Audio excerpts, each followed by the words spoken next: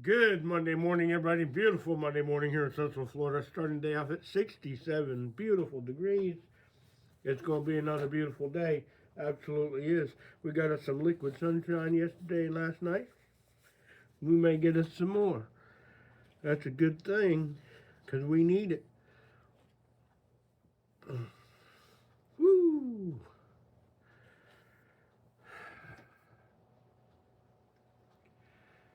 It's Monday.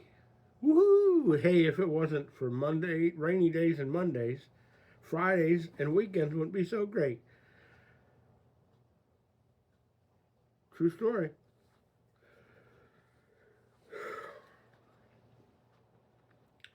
You know, there's a lot of things I'm qualified to talk about, and then there's things a lot more that I'm not. And I try to make sure I stay in my lane best I can. You know, I have at this point, a stack of papers to show auditors that I'm qualified for what I do at work, right?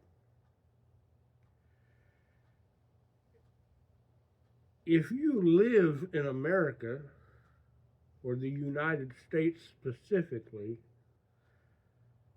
and you've never been outside the United States, I dare say you're not qualified to speak about a whole lot of things going on in other countries. I mean, do your research, but there's a whole new world when you're there versus when you've never been there. Now, there's some things you can research and be like, I think I don't want to go there, or hey, I want to put that on bucket list. I'd like to visit that one day. Because I guarantee you, what they say about themselves is hyped up more than what it is, and what we say about them may be a bit the opposite. You never know. Once you've been there, you know, right? If you ask me about a Ford 351F engine, that is the first one I had, and I could tell you almost anything about it.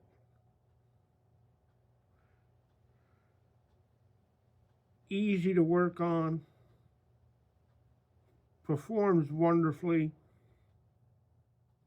But if you ask me about my 2019 Ford F-150's engine, which is the Coyote V8, which I absolutely think is a very good engine these days, I can only go so far with you because I don't understand all that computer stuff. Now, I do some programming on it, a little bit, but I watch a lot of educational videos before I do it. If it's out there, I'm going to watch it before I mess with it. Because technically, I'm not qualified to go into a lot of that stuff. Now, I can pull up diagnostics and see what injectors are doing what and what the fuel rail pressure is, and I can tell you what the sensors are telling me, and you know, simple little diagnostic things like that. But overall, there's some things that I know how to do that I'm capable of doing that I let someone else do because they're more of a professional at it, and things have changed a lot over the last 10 years, not just say 20 or 30 years. So, guess what I'm trying to say is stay in your lane, you know. And if I'm telling you, if you hate America and you're living here, go find someplace else. Check it out. I'm not saying leave forever. Just go where you think it's better and check it out. And then see what you think in a year or two. All right? So there's some countries out there that some of y'all are supporting that would kill you in the street for who and what you are. No joke. You think law enforcement is rough in America, you don't have a clue. Not a clue. And you don't have the rights in other countries that you have here. Now, I lived in Germany for a spell and went everywhere in Europe I could go. But I was a U.S. citizen, and I was a soldier in the Army, and life is different. Yeah, you have to obey by their rules, but life is different for someone that's in the military overseas on a military base versus someone living on the economy or somebody that's not in the military.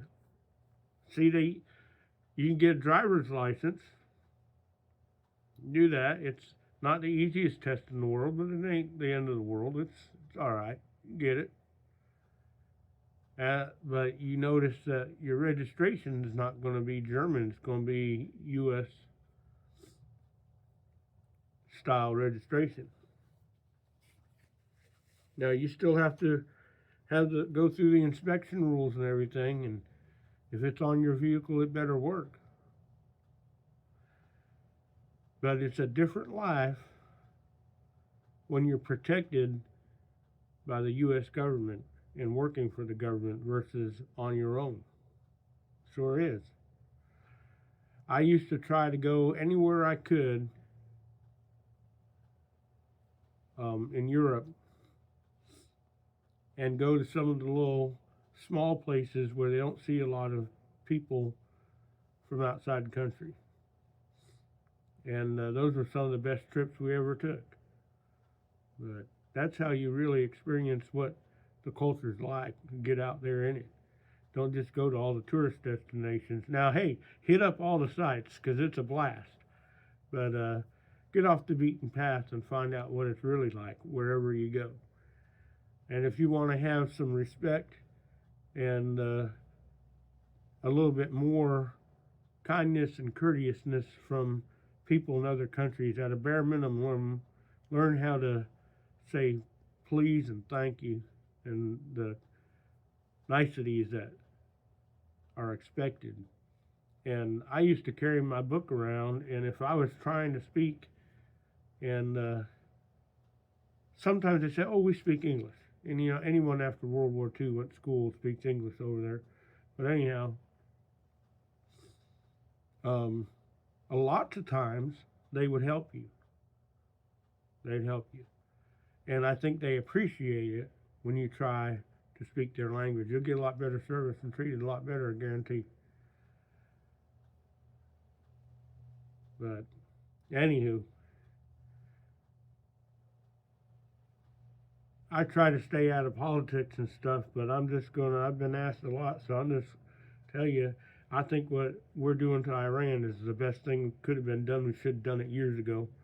Should have done it in '87. But